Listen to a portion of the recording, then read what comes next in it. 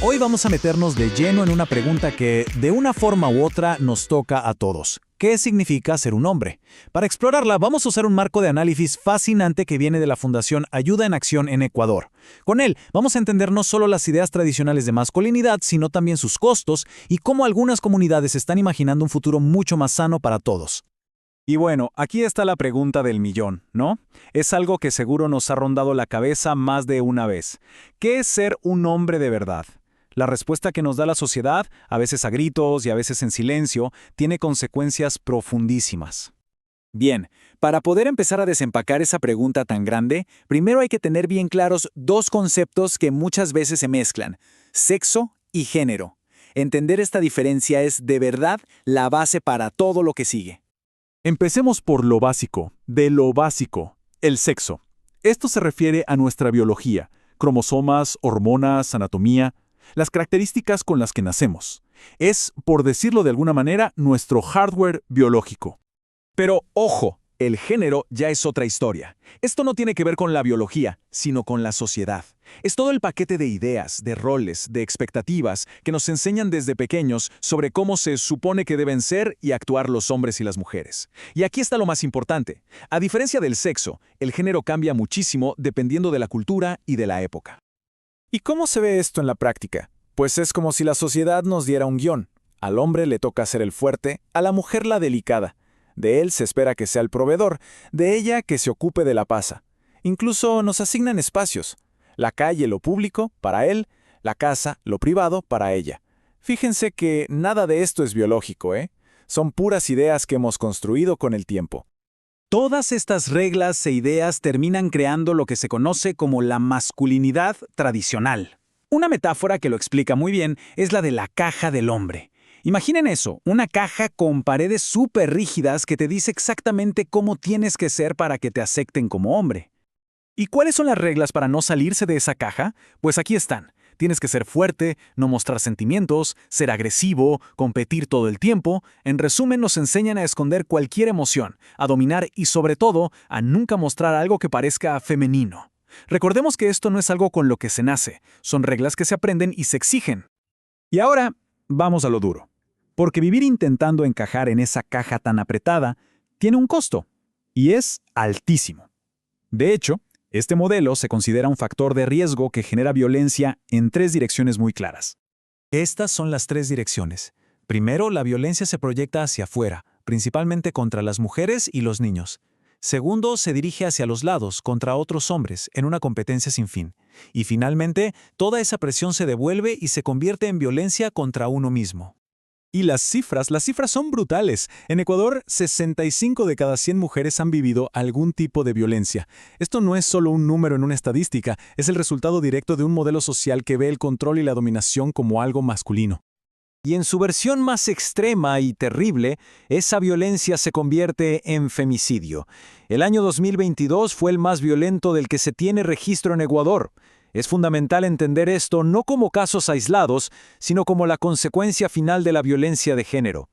Pero el costo, y esto es importantísimo, también lo pagan los hombres. La agresión, la competencia, esa necesidad constante de probar la hombría, todo eso lleva a una violencia tremenda entre hombres. A nivel mundial, un increíble 81% de las víctimas de homicidio son hombres y niños. Y por último, la violencia que se dirige hacia adentro. Si a los hombres se les enseña desde niños que no se llora, que no pueden mostrar miedo o tristeza, ¿a dónde se va todo ese dolor? En Ecuador, una de sus manifestaciones más trágicas son las tasas de suicidio entre hombres jóvenes. Bueno, frente a este panorama tan oscuro, ¿cuál es la alternativa? La respuesta que propone este análisis es un concepto muy poderoso: las nuevas masculinidades. Se trata, en pocas palabras, de buscar formas más sanas, más libres y más flexibles de ser hombre. La idea central aquí es una palabra: libertad. La libertad para que cada quien pueda construir quién es, sin tener que estar atrapado en un molde que lo obligue a reprimir la mitad de sus emociones o a controlar a los demás. Se trata de romper con un modelo que nos daña a todos. Y esto no es nada abstracto, ¿eh? Se ve en acciones muy concretas del día a día. Padres que están presentes y cuidan. Hombres que comparten las tareas de la casa, que resuelven los problemas hablando y no a gritos, y que entienden que sentir y expresar emociones es de humanos, no una debilidad. Y ahora viene la parte que, en mi opinión, es la más fascinante. ¿Cómo se hace para que estas ideas lleguen y se entiendan en una comunidad rural en los Andes?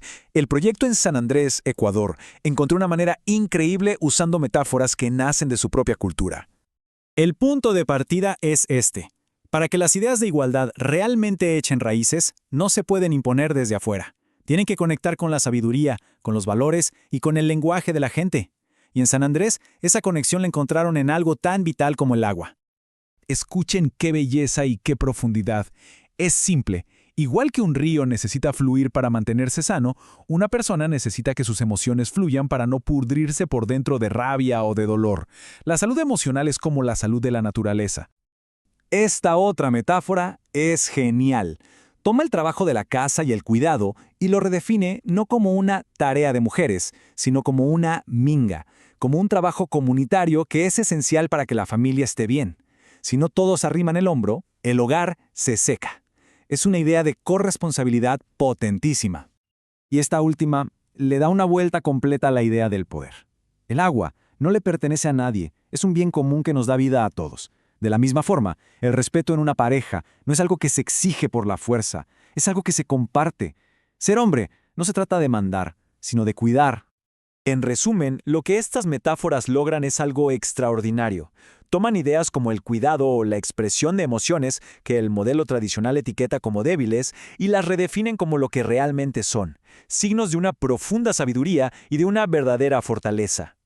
Y esto nos deja con una pregunta flotando en el aire.